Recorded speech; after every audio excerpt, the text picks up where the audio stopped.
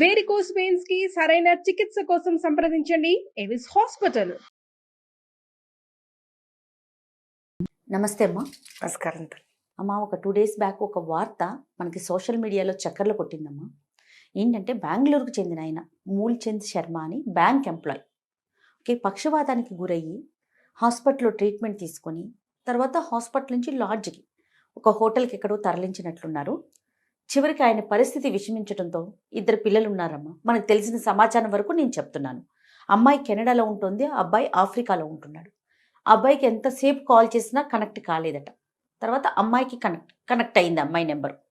ఇట్లా మీ నాన్నగారు చనిపోయారు అనే విషయాన్ని తెలియచేస్తే మిమ్మల్ని అసలు ఎవరు హాస్పిటల్లో జాయిన్ చేయమన్నారు, ఎవరు హోటల్కి షిఫ్ట్ చేయమన్నారు, మీరు చేయగలిగితే దహన సంస్కారాలు చేయండి, లేదంటే వదిలేయండి అంటే నేను చాలా పాలిష్డ్గా చెప్తున్నాను. అమ్మాయి మాట్లాడిన మాట నేను చెప్పలేక చాలా మంచి భాషలో మీకు చెప్తున్నాను.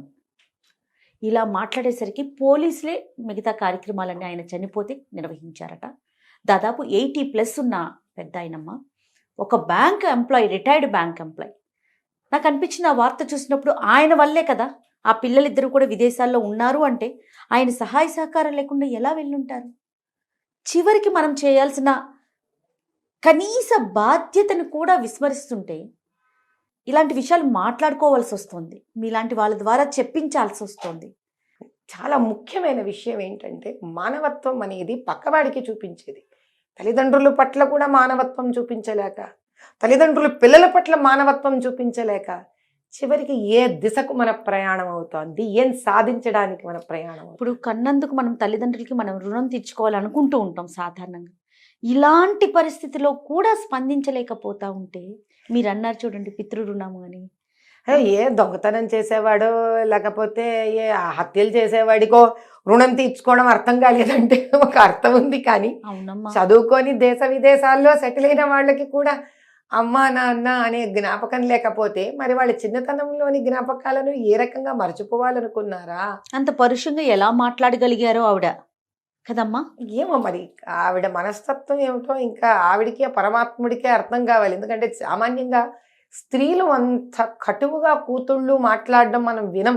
అవును అవును. మగపిల్లలైనా ఏమన్నా ఆడి గుడి రాలేమో మేము అని అంటారేమో తప్ప అందులో తండ్రి పట్ల కూతురు ఏమంటారమ్మా? అవునమ్మా అవును. తండ్రి పట్ల కూతురు సామాన్యంగా అలా మాట్లాడదు. ఇది వైపరీత్యం. ఇంకా ఆ దిశకు కూడా మనం ఏమి మార్కులు వదిలిపెట్టలేదు అని దీని అర్థం ఏమిటంటే మన ఆ దిశలో కూడా ఏమాత్రం ఖాళీ వదలకుండా సంపూర్ణంగా డాక్టరేట్లు తెచ్చుకుంటున్నాం. చర్చించుకునే వాళ్ళకి కొత్త టాపిక్ అందజేశారు ఆవిడ. మళ్ళీ దీని గురించి కూడా చర్చించుకోండి మీరందరూ. చాలా మంది ఉన్నారు, దయచేసి వాళ్ళని జాగ్రత్తం చెయ్యండి అని సమయం మనని సంకేతిస్తోంది తల్లి. ఈరోజు ఈ ఘట్టం జరగడం ద్వారా మనందరము, ఫర్ దట్ మ్యాటర్ మీరు నేను అందరము మనం మాట్లాడుతున్నాం కానీ మన మనసులో అది ఇలా గుచ్చుకుంటా ఉంది. అవునమ్మా. అంటే ఇంటర్వ్యూ రూపంలో మనం మాట్లాడుకుంటున్న దీన్ని మనకి ఎక్కడో మనసులో కష్టంగానే ఉంది, వస్తుంది కష్టం. బట్ ఇది చూసే వాళ్ళు కూడా కనీసం ఇది ఇంత కష్ట విధారకమైన విషయం కదా. చాలా మంది కొంతమంది అడుగుతుంటారు గోహత్యల గురించి మీ అభిప్రాయం ఏంటి అని. అవునమ్మా.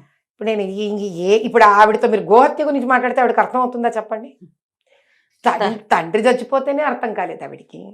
అందులో పైగా మనం పూర్వకాలంలాగా కాదు, ఇళ్లలో పాడి పంటలు ఉండేవి, రోజు గోసేవ చేసి పూజ చేసి వాళ్ళు ఆవు పాలు పితికి, so there used to be a process, ఒక ఎన్విరాన్మెంట్ ఉండేది.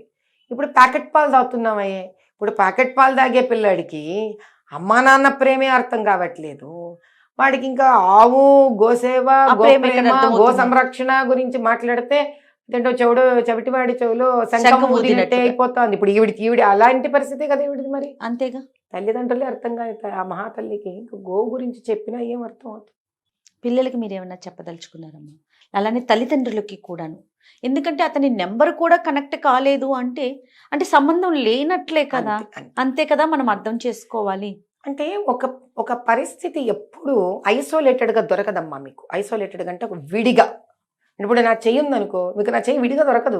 ఇది భుజం నుంచి భుజంతో కనెక్ట్ అయ్యి భుజం శరీరానికి కనెక్ట్ అయ్యి. పిల్లల ప్రవృత్తి అనేది మనకి విడిగా ఏమీ దొరకదు అలా. అంటే దీని వెనక ఒక గతం, ఆ గతంలో తల్లిదండ్రుల ప్రవర్తన.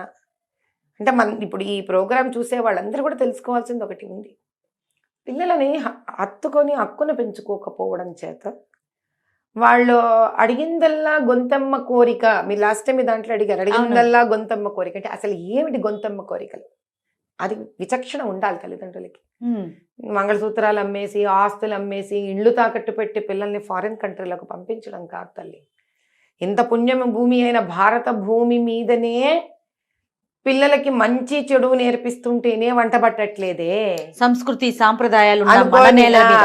రోజు నిరవధికంగా ఆయన మోదీ గారేమో అక్కడి నుంచి హైందవత్వము, భారతీయత్వము, రకరకాలుగా పెద్దలందరూ సన్యాసులు, యోగులు, మఠాధీశులు, కంచి స్వామివారు కానీ, శృంగేరి స్వామివారు కానీ, బనారస్ నుంచి కానీ అన్ని దిశలుగా మాట్లాడుతుంటేనే, నిత్య హోమాలు, పూజలు, పునస్కారాలు చేసేవాళ్ళు చేస్తుంటే ఈ పుణ్యభూమి మీదే పిల్లలకి సరైన ఆలోచన విధానం లేదు. తల్లిదండ్రులకు ఏమో పిల్లల్ని చూసుకునే టైం లేదు. అటువంటి ఈ దేశం నుంచి మీరు పిల్లల్ని అడుగుతారు, పిల్లలదే ఉంది పాపం, అడిగారు కదా అని మనం అన్ని తెచ్చేయలేం కదా, తెచ్చియం కదా. ఆ విచక్షణ మనం వాళ్ళు అడగకూడదు అనకూడదు, వాళ్ళు అడుగుతారు, కూర్చోబెట్టి నచ్చ చెప్తారు. ఆ విచక్షణ పెద్దవాళ్ళగా మనకే ఉండాలంట. ఒకసారి ఎందుకంటే నాకు ఇప్పుడు మీరు అడుగుతుంటే గుర్తుకొస్తుంది, అమ్మా మా బంధువులు ఒక ఆయన కొడుకు, వాడు ఇంజనీరింగ్ మహారాష్ట్ర నుంచి ఫినిష్ చేశాడు. వాడు నా దగ్గరికి వచ్చాడు చాలా ఏండ్ల క్రితం. నేను ఇలా పీజీ చేయడానికి అమెరికాకు వెళుతాను అన్నాడు. సరే నన్ను నా పక్కన కూర్చోరా అని అడిగాను. కాసేపు కూర్చో మాట్లాడదాం. ఇది ఎన్నేళ్ల క్రితం అనుకుంటున్నారు? నాకు తెలిసి సుమారు ఒక 16-17 ఏళ్ల క్రితం విషయం ఇది. అయితే వాడితో అన్నాను, నాన్న నీ డిగ్రీ అంతా మీ నాన్న ఇప్పుడు అమెరికాకి వెళ్తే ఎలా వెళ్తావరా అని అడిగాను. అదేదో జిఆర్ఈ జీమాట్లు రాసుకుంటా, ఎగ్జామ్స్ రాసుకున్నాను. రాశాక ఇక్కడి నుంచి ఫ్లైట్ ఖర్చు ఎవరు ఇవ్వాలరా నీకు? నాన్న ఇస్తాడు కదా అన్న. Very good. అక్కడ వెళ్ళిన వెంటనే చదువు కదా, మరి ఆ ఖర్చు ఎట్లా అంటే సగం నాన్న సగం నేను ఏదో చేసుకుంటాను. Very good. చేశాక ఏం చేస్తావురా? ఏదో ఉద్యోగం చూసుకుంటాను. మంచి పని. సో ఆ తర్వాత తర్వాత తర్వాత వాడి దగ్గర ప్లాన్ ఆర్గనైజ్డ్గా ఏంటి నెక్స్ట్ అనేది తెలియదు వాడి దగ్గర. కేవలం ఒక పీజీ చేయడానికి మా నాన్న డబ్బు సహాయం చేస్తే ఇక్కడి నుంచి వెళ్ళిపోవడం, ఇంతే తెలుసు పాపం వాడికి. కొంచెం బట్టి ఒకటి చెప్పాను, నాన్న నువ్వు ఇంజనీరింగ్ చేసావు కదరా, అలా కూడా కంప్యూటర్ సైన్స్ డిస్టింక్షన్ స్టూడెంట్, ఈ ఖర్చు ఎవరు తీశారా? మా నాన్నే. అప్పుడు నేను ఒకటి అడిగాను, 21 సంవత్సరం 22 ఏళ్ళు వచ్చాయి నీకు, ఇప్పుడు ఇంజనీరింగ్ ఫినిష్ చేసావు, మీ నాన్న కుడి భుజంగా తయారవ్వాల్సినంత కొడుకు వేయవు జమా జట్టిగా, నీకు చదివే ఇంపార్టెంట్ అయితే డబ్బు పెట్టి చదువుకుంటే నీ గొప్పతనం ఏముందిరా? ఆ పోస్ట్ గ్రాడ్యుయేషన్ నేను ఐఐటి ఎంట్రన్స్ రాయి, పోస్ట్ గ్రాడ్యుయేషన్కి కూర్చో అంటే అప్పుడు అన్నాడు, మరి దీనికి నాకు ట్యూషన్ కావాలి అన్న. సరే మనం మీ నాన్నని ఇబ్బంది పెట్టొద్దు, నేను కడతాను నీకు డబ్బులు అని నేను డబ్బులు కట్టాను వాడికి. అన్నా నేను కడతాను రా నీకు, నీకు అంత మాత్రం సవాల్ నీకు నువ్వు విసురుకోలేవా? పోస్ట్ గ్రాడ్యుయేషన్ సీట్ ఇండియాలో తెచ్చుకోలేవా నువ్వు? తెచ్చుకొని ఇక్కడ ఉద్యోగాన్ని తెచ్చుకోలేవా నువ్వు? తెచ్చుకొని మీ నాన్నకు నేను ఉన్నాను అని ఆధారం చూపించలేవా మీ నాన్నకి? ఇంకెందుకురా పిల్లల్ని కని వాళ్ళని కష్టపడి మేము పీజీలు, మేము ఇంత చదువులు చదివించడం, మా కంటి ముందు నుంచి మీరు అలా వెళ్ళిపోవడం ఏంటి? మళ్ళీ అది కూడా మా రక్తం పిండే వెళ్ళడం ఏమిటి? ఎక్కడ నీకు జాలి అనిపించట్లేదురా నాన్న ఆ నాన్న మీద నీకు అని అనగానే వాడికి కొంచెం ఆత్మాభిమానం ట్రిగర్ అయినట్టుంది. వాడొక నేను ట్యూషన్ డబ్బులు నన్నే కట్టమని అడిగాడు. సో నేనే కట్టాను. వాడు 20-25 రోజుల్లో పాటు చదువుకొని వాడు ఐఐటి ఢిల్లీలో పీజీ కోర్స్ సీట్ తెచ్చుకున్నాడు. సూపర్. అంటే వాడి కేపబిలిటీ అది, దాన్ని మనం బయటకు తీయాలి, అంతే కదమ్మా. అది పిల్లలకు కూడా అడిగితే ఓకే ఓకే ఓకే, తల్లిదండ్రులకు కూడా పిల్లలకి నో చెప్పకూడదు. 2 ఎక్స్ట్రీమ్స్ ఉన్నాయి అమ్మా. ఒకళ్ళేమో నిజంగా పిల్లలు నాన్న నాకు ఫీజు కట్టినా, నాకు అది కావాలని అంటే నీ మొహం నీకేంటి కట్టేది, ఎక్కడున్నాయి డబ్బులు అనే ఒక ఎక్స్ట్రీమ్ ఉన్నారు. అవును. ఇంకో ఎక్స్ట్రీమ్ అంటే నోట్లోంచి అడగడం తక్షణం, అది ప్రాణం పొయ్యైనా ఇచ్చేసేయాలి, అది ఆడపిల్లైనా మగపిల్లైనా. ఎక్కడ కూడా వాళ్ళని మనం ఒక సన్మార్గంలో పెట్టడానికి ఎలా ఆలోచించాలి? ఇలా బతిమలాడేవాడు నాన్న ఈ చిన్న ట్యూషన్ కావాలన్నా, నాకు ఈ బుక్ కావాలన్నా అడిగేవాడికి మాకు గౌరవం లేకపోతాడు. ఇలా నోటికొచ్చిన గొంతమ్మ కూరలు అడిగేవాడిని కూర్చోపెట్టి అలా కాదు నాన్న ఇలా ఆలోచించిరా తండ్రిని ప్రేమగా మృదువుగా చెప్పేది అక్కడ లేకపోతాను. దీనివల్ల ఏమవుతుందంటే వీళ్ళకు బాగా ఎక్కువయ్యి వీళ్ళ దగ్గర ఉండి మనకి ఇస్తున్నారు అని పిల్లలకి భావన వస్తుంది. అట్లా పిల్లలకి వాళ్ళు కష్టం చూడట్లేదు తల్లిదండ్రులు, చూసిన వాళ్ళు ఎవరు ఇలా మాట్లాడరు. కరెక్ట్. ఆ పిల్ల కూడా నా ఉద్దేశంలో మా నాన్న బ్యాంక్ ఎంప్లాయీ, బాగానే ఉంది, మా నాన్నకి ఎంత తక్కువ అన్న ధోరణిలో పంపించాడు ఆయన కూతుర్ని, ఏం తెలియకుండా నా ఉద్దేశంలో కొడుకుని. కానీ వెళ్ళాక వెళ్ళేటప్పుడే పాస్ అని లేదు కదమ్మా మీకు. ఇంకా అది వెళ్ళిన వెంటనే కూడా వాళ్ళంతా ముదిరిపోరు. సంవత్సరం వాళ్ళు రావాలనుకోవడం, వీళ్ళు వాళ్ళని పిలిపించుకోవడం, వాళ్ళతో మాట్లాడుకోవడం, చిన్న గెట్ టుగెదర్స్ గ్యాదరింగ్స్ పెట్టుకోవడం. There is no connection between them. దానివల్ల ఏమవుతుంది, మీకు పిల్లలు మన దగ్గర ఉన్నంత వరకు పాసం ఉంటుంది, కానీ మన నుంచి దూరం పంపించేసే ఇంకా పాసమే ఉంటుంది తల్లి. కడుపులో 9 నెలలు కానీ బయట వేసేటప్పుడే పాసాన్ని నరికితే కానీ పిల్లాడు బయట ఫ్రీ అవ్వడు. పేగుని మీరు అంతే కదా, పేగు బంధాన్ని మీరు అక్కడ తెంచితే తప్ప వాడు భూమి మీద ఫ్రీ అవ్వడే. అలాంటిది దగ్గర కూడా ఉంచకుండా పేగు బంధం కూడా మీరు దూరం చేసేసారనుకోండి, ఇంకా వాళ్ళు ఏ బంధానికి మిమ్మల్ని గుర్తుపెట్టుకోవాలి. ఆ తర్వాత వాళ్ళ పెళ్ళిళ్ళు, వాళ్ళ పిల్లలు, వాళ్ళ సంసారం వాళ్ళ మొదలైపోయింది. ఇంక మీరు గుర్తు ఉండే సమయం కూడా ఉండనప్పుడు కనీసం గుర్తుండే ఎంత దూరంలో ఉండాలా? ఒక మాట చెప్పండి మీరు. కరెక్ట్ అమ్మా. పిల్లలు గుర్తు ఉండే సమయమే వాళ్ళ దగ్గర లేదు. ఇప్పుడు ఫర్ ఎగ్జాంపుల్ ఒక స్త్రీ ఉంది, ఆవిడకే 55-56 ఏళ్ళు వచ్చేసే, వాళ్ళ పిల్లలు ఇటు మోపిల్లాడు ఉన్నాడు, ఒకవేళ ఆవిడ కన్నా పెద్దవాడైతే అతను 57 ఏళ్ళు, ఎంత లేదన్నా 25 ఏళ్ళు పిల్లలు ఉంటారా ఉండరా? అంతే. వాళ్ళ జీవన విధానం ఎంత బిజీ అయిపోయి ఉంటుంది. కాలమే లేనప్పుడు దూరమన్నా దగ్గరకు ఉండాలి కదా, కనీసం పీకుతుంది కదా. ఇప్పుడు ఏంటి, మనము ఒక మాట, ఇప్పుడు ఆవిడ అవన్నీ అనకుండా అయ్యో అవునా అండి ఇప్పుడు నేను కెనడా నుంచి ఎలా రాగలను, ఇప్పుడు నాకు వెంటనే కుదరతుంటే మనం కూడా అయ్యో పాపం ఆ రోజు. అవునమ్మా, నిజమేనా? 100% అమ్మా. అంటే దాని అర్థం ఏంటి, అలా ఒక డిస్టెన్స్ హ్యాపీగా కారణాలైపోయి మిగిలిపోతున్నాయి. అక్కడ పంపిస్తున్నది ఎవరు? అక్కడ కూడా మనం ప్రశ్న వేసుకోవాల్సిందే.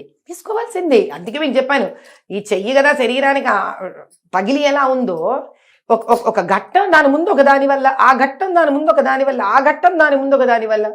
అమెరికాలో కొడుకున్నాడు, అమెరికాలో కూతురుంది, ఇంకా ఎన్నేళ్ళమ్మా ఈ పిచ్చి నాకు అర్థం కాక. చదవండి, ప్రపంచంలోని అద్భుతమైన యూనివర్సిటీస్ అనుకుంటే, మన దగ్గర లేనివి అనుకుంటే చదువుకొని రండి. అంతే కదా, చదువుకొని రండి. అసలు ఎవరికి అర్థం కాని విషయం ఏంటంటే 17th century 18th centuryలో అసలు మన దగ్గర ఉన్న అద్భుతమైన యూనివర్సిటీస్ ప్రపంచంలోనే లేవు. దాన్ని విరగొట్టి శిథిలం చేయడమే బ్రిటిష్ ప్రభుత్వం, అంటే అప్పుడు ఈస్ట్ ఇండియా కంపెనీ ప్రప్రథమమైన ఉద్దేశం.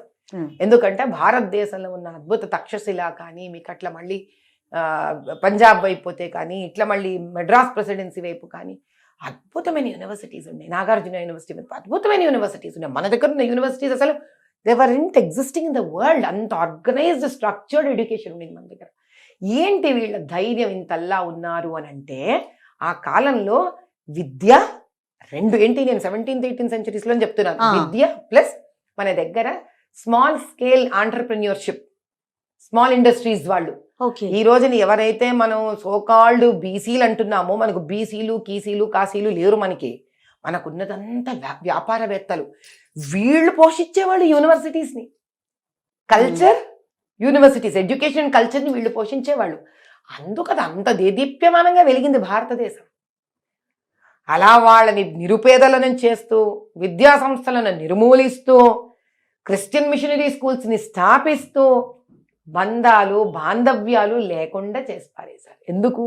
ఈ స్కూళ్ళల్లో యూనివర్సిటీస్లో మాతృదేవోభవ, పితృదేవోభవ, ఆచార్య దేవోభవ అని మొదలయ్యేవి పాఠాలు. రోజుకొకసారి ఆ అమ్మని నాన్నను తలుచుకొని పాఠశాలలలో మీరు క్రిస్టియన్ స్కూల్స్కి ఇప్పటికీ వెళ్ళండి, వాళ్ళు క్రిస్టియన్ విషయాలు పాటలతో మొదలు పెట్టేస్తారు. అవును. మీరు ఏ రిలీజియస్ ఇన్స్టిట్యూషన్ స్కూళ్ళకి వెళ్ళండి, వాళ్ళు ఇస్లామిక్ స్కూల్స్ వాళ్ళు దాంతో మొదలు పెడతారు. మన అంటే ఇప్పుడు శిశు మందిర్ లాంటివి తప్ప హిందువుల మనం స్కూల్ పెట్టినా ఏమీ లేదు. Oh my God, I love you, ఇట్లాంటివే ఉంటాయి మన దగ్గర. ప్లెడ్జులు అన్నీ ఏదో చెప్పు కాదంటే కడుపు చుంచుకుంటే కాళ్ళ మీద పడతాయి. వాళ్ళు తప్ప గొప్ప నేను అనట్లేదు. మనం ఏం చేస్తున్నాము అసలు? ఇంట్లో అమ్మ నాన్న పొద్దున మాతృదేవోభవ, పితృదేవోభవ, ఆచార్య దేవోభవ, అతిథి దేవోభవ, ఈ రెండు వాక్యాలు చెప్పించి స్కూళ్ళకి పంపిలేరా? అసలు ఎంతవరకు చెప్తున్నాం, ఏం చెప్తున్నా? సరే, ఈ పిల్లలు వాళ్ళ అమ్మా నాన్నలు వాళ్ళ అమ్మమ్మల్ని తాతయ్యని, నానమ్మల్ని తాతయ్యని గౌరవించడం వీళ్ళు చూస్తున్నారా? ఈ 56 ఏళ్ల ఆవిడ వాళ్ళ అమ్మా నాన్న వాళ్ళ అమ్మా నాన్నల్ని ఇటు తల్లిదండ్రుల అమ్మా నాన్న తండ్రి అమ్మని ఇది గుర్తు పెట్టుకోవాల్సిన విషయం అందరం. నాన్నమ్మ ఎంత ముఖ్యమో అమ్మమ్మ అంతే ముఖ్యం. ఇటు తాతగారు ఎంత ముఖ్యమో అటు తాతగారు ఎంత ముఖ్యం. ఇద్దరు తల్లిదండ్రులు పూజ్యనీయులే, ఎవరు తక్కువ కాదు ఇందులో. ఫస్ట్ ఇది కూడా ఒక ప్రాబ్లం ఉంది మన ఇళ్లలో. మన అమ్మమ్మల ఇళ్ళ నుంచి అన్ని వాడేస్తాం, అమ్మమ్మలకు గౌరవం ఇయ్యం. కాబట్టి ఇది కూడా జరగకూడదు. ఇరు వర్గాల వైపు గౌరవం ఉండాలి. ఎందుకు కాన్పు చేసి ఆడపిల్లల్ని ఇండ్లకు పంపించి ఆ పుట్టింటి వాళ్ళు ఎంత భారము బరువు బాధ్యతలు తీసుకుంటారు చెప్పండి. సో ఇరు వర్గాల వైపు గౌరవము, ప్రేమానురాగాలు, బాంధవ్యాలు కనుక మనం పరిచయం చేస్తే ఆ బంధుత్వాలు బాంధవ్యాలు ఒక ఫోన్ చేస్తే పరిగెత్తుకుంటూ వచ్చేస్తాయి. కనీసం ఒకవేళ దూరంగా వెళ్ళినా కూడా. అంటే there are no connections in that family. ఈవిడ ఈ రకంగా ఈవిడ కానీ వాళ్ళ తమ్ముడు అన్నగారు కానీ ఎంత కాలంగా ఈ పెద్దతని దగ్గరికి రావట్లేదు. లాస్ట్ విజిట్ ఎప్పుడు జరిగింది? చిన్నాన్నలు, పెద్దనాన్నలు, మేనమామలు, మేనత్తలు వీళ్ళిళ్ళు గ్యాదరింగ్, నెలకొక్కసారి వీళ్ళు గ్యాదరింగ్. కిట్టి పార్టీలకి ఉన్న గ్యాదరింగ్ అంటే ఎవ్రీ మంత్ ఇంట్రెస్ట్. ఇదే కిట్టి పార్టీని మనకి ఫ్యామిలీ కిట్టి అనుకోవచ్చుగా. కనీసం అమ్మ వైపు అందరూ, నాన్న వైపు అందరూ, కజిన్స్ అందరూ ఒక్క సండే ఒక ఫ్యామిలీ కిట్టి ఫ్యామిలీ అనొచ్చా దీన్ని? పోని పాట్లాక్ ఎవరిండ్ల నుంచి వాళ్ళు తెచ్చుకోవచ్చా? అలా ఫ్యామిలీస్ గ్యాదర్ అవుతే తప్ప ఒక బంధుత్వం అనేది ఏర్పడదు. ఇవి జరిగిన నాడే కొంతవరకు ఇలాంటి ఇబ్బందులు తరుగుతాయి. చాలా చక్కని విషయం చెప్పారమ్మా. నమస్తే.